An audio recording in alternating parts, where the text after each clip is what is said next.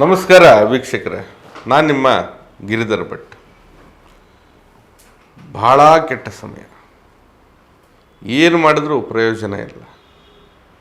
ಗ್ರಹಚಾರ ಕೆಟ್ಟಿದೆ, ಬಾಧೆ ಜಾಸ್ತಿ ಆಗ್ತಾ ಇದೆ. ಏನೋ ಮಾಡ್ಲಿಕ್ಕೆ ಹೋದರೆ ಏನೋ ಒಂದು ಆಗ್ತಾ ಇದೆ. ಎಡವಟ್ಟು, ತೊಂದರೆ, ಸಮಸ್ಯೆ, ಎಲ್ಲರಿಂದ ದೂಷಣೆ. ಇಂಥ ಒಂದು ಸಂದರ್ಭದಲ್ಲಿ ಬದುಕು ಬೇಡ ಅನ್ನೋವಂಥ ಒಂದು ನಿರ್ಧಾರ ಕೆಲವೊಮ್ಮೆ ಮಾಡ್ಕೋತಾರೆ. ಕೆಲವೊಮ್ಮೆ ಎಲ್ಲಾರ ಹೋಗ್ಬಿಡೋಣ ಊರು ಬಿಟ್ಟು ಅನ್ನೋವಂಥ ಯೋಚನೆ ಕೂಡ ಮಾಡ್ತಾ ಇರ್ತಾರೆ. ಯಾಕಂದರೆ ಅಂಥ ಒಂದು ಪರಿಸ್ಥಿತಿ ಆ ಮಟ್ಟಿಗೆ ಯೋಚನೆಗೆ ತೆಗೆದುಕೊಂಡು ಹೋಗುತ್ತೆ. ಆದರೆ ಆ ಒಂದು ಸಮಸ್ಯೆಗಳನ್ನು ನಿಧಾನವಾಗಿ ಅವಲೋಕನ ಮಾಡಿ ತಾವು ಅದರಿಂದ ಹೊರಗಡೆ ಬರುವಂತಹ ಪ್ರಯತ್ನನೇ ಮುಖ್ಯವಾಗಿ ಮಾಡೋದಿಲ್ಲ. ಅಯ್ಯೋ ಹಿಂಗಾಯ್ತು ಅಂತ ಹೇಳ್ಬಿಟ್ಟು ತಲೆ ಮೇಲೆ ಕೈ ಎತ್ತಿ ಕೂತ್ಕೊಂಡ್ಬಿಡ್ತಾರೆ. ನಾನು ಮೊನ್ನೆ ಹೀಗೆ ಹೋಗೋವಾಗ ನೋಡ್ತಾ ಇದ್ದೆ, ಯಾವುದೋ ಒಂದು ಗಾಡಿ ಮೇಲೆ ಬರೆದಿತ್ತು, ಈ ಸಮಯ ಕಳೆಯುತ್ತೆ ಅಂತ. ಖಂಡಿತ ನಿಜ. ಇವತ್ತು ಸಂತೋಷದ ಸಮಯ ಕೂಡ ನೋಡ್ತಾ ಇರ್ತೀವಿ, ದುಃಖದ ಸಮಯ ಕೂಡ ನೋಡ್ತಾ ಇರ್ತೀವಿ. ಅದು ಶಾಶ್ವತವಾಗಿ ಯಾವ ಸಮಯ ಕೂಡ ನಿಲ್ಲಲ್ಲ. ಗಡಿಯಾರ ನಿಂತ ತಕ್ಷಣ ಸಮಯ ನಿಲ್ಲುತ್ತಾ? ಸಾಧ್ಯನೇ ಇಲ್ಲ. ಏನಾಗಬೇಕು ನಡೀತಾ ಇರುತ್ತೆ, ಸಮಯದ ಜೊತೆಗೆ ಜೀವನ ಸಾಗ್ತಾ ಇರುತ್ತೆ. ಆದರೆ ದಿಟ್ಟತನ, ದೃಢವಾದಂಥ ಒಂದು ವಿಷಯ ನಿರ್ಧಾರಗಳು ಸ್ಪಷ್ಟವಾಗಿರಬೇಕು ಮನುಷ್ಯನಿಗೆ. ಖಂಡಿತ ಕೆಟ್ಟ ಸಮಯ ಬಂದಿದೆ, ಕೆಟ್ಟ ದಾರಿದ್ರ್ಯ ನಿಮಗೆ ಆವರಿಸ್ಕೊಂಡಿದೆ. ಹಾಗಂದು ಮಾತ್ರಕ್ಕೆ ಮುಂದೆ ಸರಿ ಹೋಗಲ್ಲ ಅನ್ನೋದಲ್ಲ, ಸರಿ ಹೋಗುತ್ತೆ. ಕೆಲವೊಮ್ಮೆ ಮಾನ ಅಪಮಾನ ಅವಮಾನ ಆಗ್ಬೋದು. ಎಷ್ಟು ದಿನ ಆಗುತ್ತೆ? ಬಡ್ಕೊಳ್ಳೋರು 4 ದಿನ ಬಡ್ಕೊಳ್ತಾರೆ, ಸುಮ್ಮನಾಗ್ತಾರೆ. ಏನಕ್ಕೆ ತಲೆ ಕೆಡಿಸ್ಕೋಬೇಕು? ನಿಮ್ಮ ಮನಸ್ಸಾಕ್ಷಿ ಶುದ್ಧ ಇದೆಯಾ? ನಿಮ್ಮ ಒಂದು ಜೀವನ ಪರಿಕರ ಚೆನ್ನಾಗಿದೆಯಾ? ನೀವು ಯಾರಿಗೂ ಕೂಡ ದ್ರೋಹ ಮಾಡಿಲ್ವಾ? ನೀವು ಸ್ವಚ್ಛವಾಗಿ ನಿರ್ಭೀತಿಯಾಗಿ ಜೀವನ ಸಾಗಿಸ್ಕೊಂಡು ಹೋಗ್ಬೋದು. ಯಾರೂ ಕೂಡ ಏನೂ ಮಾಡಲಿಕ್ಕಾಗಲ್ಲ. ಖಂಡಿತ ನಾನು ಮಾಡ್ತಾ ಇರೋದು ತಪ್ಪು, ನಾನು ಸರಿ ಇಲ್ಲ ಎಂಬತಕ್ಕಂಥ ನಿಮ್ಮ ಮನಸ್ಸಿನ ಅಂತರಾಳ ಹೇಳ್ತು ಅಂದರೆ ನಿಜವಾಗ್ಲೂ ನೀವು ತಪ್ಪು ಮಾಡ್ತಾ ಇದ್ದೀರಿ. ಹಾಗಾಗಿ ಏನೇ ಇರಲಿ, ಬದುಕನ್ನು ಒಂದು ಒಳ್ಳೆಯ ರೀತಿಯಲ್ಲಿ ಸಾಗಿಸ್ಕೊಂಡು ದುರಾದೃಷ್ಟ, ಕೆಟ್ಟ ಸಮಯ ಬಂದಿದೆ ಅಂತ ಕೊರಗಬೇಡಿ. ಆ ಸಮಯ ಖಂಡಿತವಾಗಿ ಕಳೆಯುತ್ತೆ. ಮುಂದೆ ಒಳ್ಳೆಯ ಸಮಯ ಬರುತ್ತೆ. ಇದನ್ನು ತಾವು ಯೋಚನೆ ಮಾಡ್ಬೋದು. ಹಾಗೆ ನೋಡಿ, ಕೆಲವೊಮ್ಮೆ ಏನಾಗುತ್ತೆ, ನಿಮ್ಮ ದಾರಿದ್ರ್ಯಕ್ಕೋ ಅಥವಾ ಗ್ರಹಗತಿಗಳ ಬಾಧೆಗೋ, ದೋಷಾದಿಗಳಿಗೋ, ಅಥವಾ ನಿಮ್ಮ ಒಂದು ಬುದ್ಧಿಯ ವಿವೇಚನೆ ರಹಿತವಾದಂಥ ಕೆಲವೊಂದು ವಿಷಯಗಳಿಗೆ ತಾವು ಬಲಿಪಶುಗಳಾಗ್ಬೋದು. ಬಹಳಷ್ಟು ತಾವು ಸಮಸ್ಯೆಗಳಿಗೆ ಸಿಕ್ಕಾಕೊಳ್ಬೋದು. ಇಂತಹ ಒಂದು ಸಮಸ್ಯೆ ಯಾವ ರೀತಿಯಲ್ಲಾದರೂ ಬರ್ಬೋದು. ಕೆಲವೊಂದು ಜನಗಳ ಕೆಟ್ಟ ದೃಷ್ಟಿಯಿಂದನೂ ಕೂಡ ತಾವು ಬಾಧಿಸ್ತರಾಗ್ತೀರ. ಕೆಲವೊಮ್ಮೆ ಶತ್ರುವರ್ಗಗಳ ಪೀಡನೆಯಿಂದನೂ ಕೂಡ ತಾವು ಅನಗತ್ಯವಾಗಿ ಸಮಸ್ಯೆಯಲ್ಲಿ ಸಿಕ್ಕಾಕೊಳ್ತೀರ.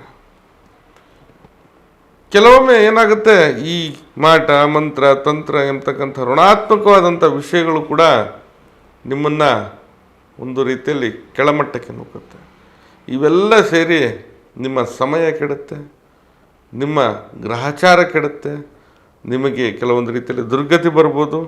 ದುರಾದೃಷ್ಟ ಅನ್ನೋದು ನಿಮಗೆ ಹೆಚ್ಚಾಗಿ ಕಾಡುತ್ತೆ. ಎಲ್ಲವನ್ನೂ ಯೋಚನೆ ಮಾಡಬೇಕು. ಈ ಅದೃಷ್ಟ ಅಥವಾ ದುರಾದೃಷ್ಟದ ಆಟದಲ್ಲಿ ಸೋತೋಗ್ಬಿಡ್ತೀರ. ಇವೆಲ್ಲವೂ ಕೂಡ ನೋಡ್ತಾ ಇರ್ತೇವೆ. ಹಾಗಾಗಿ ಇಂತಹ ಅತ್ಯಂತ ಕೆಟ್ಟದಾಗಿರ್ತಕ್ಕಂತಹ ಜೀವನ ಶೈಲಿ, ಸಮಯದ ಒಂದು ವಿಕಲ್ಪಗಳು ಏನಿದ್ದಾವೆ, ನಿಮ್ಮ ಬದುಕನ್ನು ಅತಂತ್ರ ಮಾಡ್ಬೋದು, ನಿಮ್ಮ ಮತಿಯನ್ನು ಕೆಡಿಸ್ಬೋದು, ನಿಮ್ಮ ಸ್ಥಿತಿಯನ್ನು ಕೆಡಿಸ್ಬೋದು. ಹಾಗೆ ನಿಮಗೆ ಎಲ್ಲ ರೀತಿಯಾದಂಥ ಸೌಲಭ್ಯದ ವಿಷಯವಾಗಿ ವಂಚಿತರನ್ನಾಗಿ ಕೆಳಮಟ್ಟಕ್ಕೆ ನೋಡ್ಬೋದು.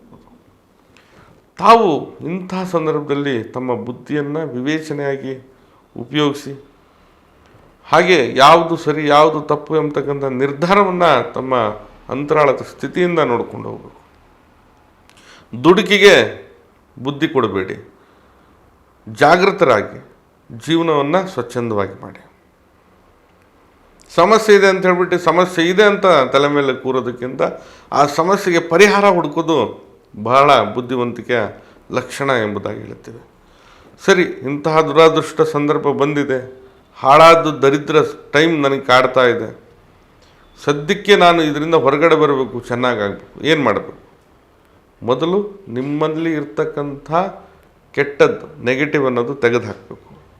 ತಂತ್ರಾಧಾರಿತವಾಗಿ ನಾವು ನೋಡುವಂಥ ಒಂದು ವ್ಯವಸ್ಥೆಗೆ ಹೋದಾಗ ನೋಡಿ, ನೀವು ಮಾಡಬೇಕಾಗಿರ್ತಕ್ಕಂಥ ನಿಯಮವನ್ನು ಹೇಳ್ತೇನೆ.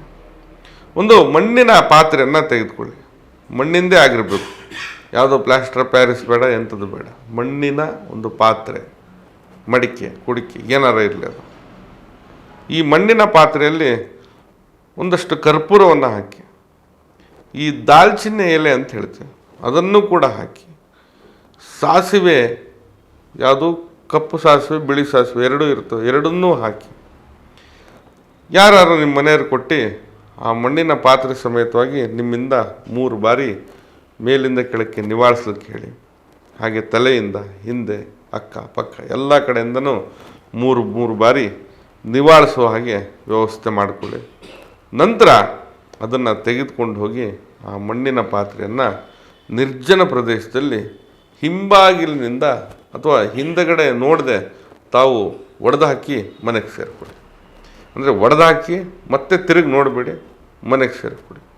ಹೀಗೆ ಮಾಡೋದ್ರಿಂದ ನಿಮ್ಮಲ್ಲಿರ್ತಕ್ಕಂಥ ದುರಾದೃಷ್ಟ ಕಳೆಯುತ್ತೆ, ಭಾಗ್ಯೋದಯ ಪ್ರಾರಂಭ ಆಗುತ್ತೆ. ಯಾರಾದರೂ ಏನಾರ ಮಾಡಿಸಿದ್ದಾರೆ ಮಾಟ ಮುಂತಾದೆಲ್ಲ ಅದು ಕೂಡ ಹೋಗುತ್ತೆ. ಗ್ರಹಚಾರ ಬಾಧೆ, ದಾರಿದ್ರ್ಯ ಬಾಧೆ ಎಲ್ಲವೂ ಕೂಡ ಸರಿ ಹೋಗುತ್ತೆ. ಹಾಗೆ ಅತ್ಯಂತ ಕೆಟ್ಟ ಸಮಯದಲ್ಲಿ ಜೀವಿಸ್ತಾ ಇದ್ದೀನಿ ಎಂಬತಕ್ಕಂಥ ಭಾವನೆ ಏನಿದೆ ಅದು ಹೋಗಿ ನಿಮ್ಮಲ್ಲಿ ಒಂದು ಆತ್ಮ ಸಮೃದ್ಧಿ ಆಗುತ್ತೆ, ಶಕ್ತಿ ಸಂವರ್ಧನೆ ಆಗುತ್ತೆ. ಹಾಗೆ ಎಲ್ಲ ಪೀಡನೆ, ಬಂಧನ, ಗ್ರಹಚಾರ ದೋಷಗಳು ಕೂಡ ನಿರ್ಮೂಲನೆ ಆಗುತ್ತೆ. ನೀವು ಒಂದು ಒಳ್ಳೆಯ ರೀತಿಯಲ್ಲಿ ಜೀವನ ಮಾಡಲಿಕ್ಕೆ ಮುಂದಿನ ದಿನದಿಂದನೇ ಪ್ರಾರಂಭ ಮಾಡ್ತೀರ. ಇದು ನಿಶ್ಚಿತವಾಗಿ ನಡೆಯುತ್ತೆ. ಖಂಡಿತ ಇದನ್ನು ಮಾಡಿ. ಏನೇನೋ ಮಾಡೋದಕ್ಕಿಂತ, ಕೈ ಮೇಲೆ ತಲೆ ಮೇಲೆ ಕೈ ಎತ್ತಿ ಕೂತ್ಕೊಳ್ಳೋದಕ್ಕಿಂತ ಏನಾರೋ ಒಂದು ಮಾಡಿ, ಇದಾರ ಮಾಡಿ. ಖಂಡಿತ ಆ ಭಗವಂತನ ದಯೆ ಇದ್ದರೆ ಎಲ್ಲವೂ ಶುಭ ಆಗಿಬಿಡುತ್ತೆ. ನಿಮ್ಮಲ್ಲಿ ಒಂದು ಮನಸ್ಥಿತಿ ಅನ್ನೋದು ಮೂಡುತ್ತೆ. ಆಯಿತು, ಆಗೋದಾಗಿದೆ, ಮುಂದಿನ ಸರಿ ಮಾಡ್ಕೊಂಡು ಹೋಗ್ಬೇಕೆಂಬತಕ್ಕಂಥ ಆಶಾಭಾವನೆ ಆದರೂ ಮೂಡುತ್ತೆ. ಅಥವಾ ನಿಮ್ಮ ಮನೇಲಿ ಈ ರೀತಿ ಆಯಿತು ಅಂತ ಹೇಳ್ಬಿಟ್ಟು ಯಾವುದೋ ಎಕ್ಸಾಮ್ ಬರೆದಿರ್ತಾರೆ, ಫೇಲ್ ಆಗಿತ್ತು, ಮುಂದೆ ಏನನ್ನೋ ಸುಮ್ಮನೆ ಕುಂತಿರ್ತಾರೆ. ಏನಾರು ಮಾಡಬೇಕಲ್ಲ, ಆ ಒಂದು ಪಾಸಿಟಿವಿಟಿ ಆದರೂ ಬರಬೇಕಂದ್ರೆ ಆ ವ್ಯಕ್ತಿಯಲ್ಲಿರ್ತಕ್ಕಂಥ ಸಂಘರ್ಷಗಳನ್ನು ದೂರ ಮಾಡಬೇಕು, ಮನಸ್ಥಿತಿಯನ್ನು ಸರಿ ಮಾಡಬೇಕಂದ್ರೆ ಇಂಥ ಒಂದು ತಂತ್ರದ ಮೊರೆ ಹೋದರೆ ಒಳ್ಳೆಯದು. ಯಾಕಂದರೆ ನಾವು ತಂತ್ರಿಗಳು, ಹೇಳುವಂಥ ತಂತ್ರ ನಿಯಮ ಅದೇ. ನಿಮಗೆ ಬೇರೆ ಬೇರೆ ರೀತಿಯಲ್ಲಿ ಬೇರೆ ಜನ ಬೇರೆ ರೀತಿಯಲ್ಲಿ ಅರ್ಥೈಸ್ಬೋದು, ಅದು ಬೇರೆ ವಿಷಯ. ಈಗಿದೆ ಮಾಡಿ, ಖಂಡಿತ ಶುಭ ಆಗುತ್ತೆ, ಶುಭ ಫಲ ಇದರಿಂದ ಪಡಿಬೋದು. ಖಂಡಿತ ಒಳ್ಳೆಯದಾಗಲಿ ಎಲ್ರಿಗೂ. ನಾನು ನಿಮ್ಮ ಗಿರಿಧರ್ ಭಟ್. ನಮ್ಮ ಕಚೇರಿ ಅಥವಾ ಮನೆ ಬಂದು ಜ್ಞಾನಭಾರತಿ ಯೂನಿವರ್ಸಿಟಿ ಕ್ವಾರ್ಟರ್ ಸರ್ಕಲಲ್ಲಿದೆ ಬೆಂಗಳೂರಲ್ಲಿ. ಬರೋರು ಮೊದಲೇ ಕರೆ ಮಾಡಿ ಸಮಯವನ್ನು ನಿಗದಿಪಡಿಸ್ಕೊಂಡು ಬನ್ನಿ. ಅಥವಾ ಬರಲಿಕ್ಕೆ ಸಾಧ್ಯ ಇಲ್ಲ ಅಂದರೆ ಈ ಕೆಳಗಡೆ ಕಾಣ್ತಾ ಇರತಕ್ಕಂತಹ ನಂಬರ್ಗೆ ಕರೆ ಮಾಡಿ ಮುಕ್ತವಾಗಿ ಸಮಾಲೋಚನೆ ಕೂಡ ಮಾಡ್ಬೋದು. ಎಲ್ಲರಿಗೂ ಕೂಡ ಶುಭವಾಗಲಿ. ನಮಸ್ಕಾರ.